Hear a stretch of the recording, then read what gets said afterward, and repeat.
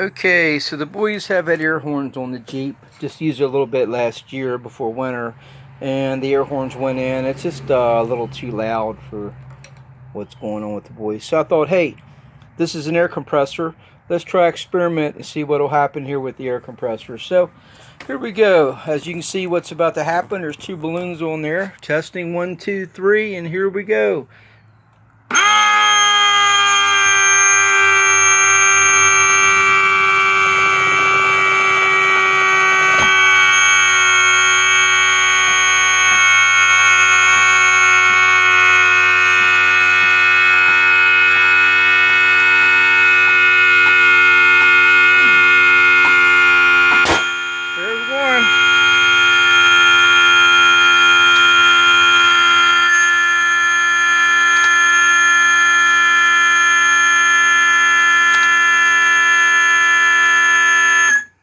Well, guess she held tight, so interesting party conversation piece.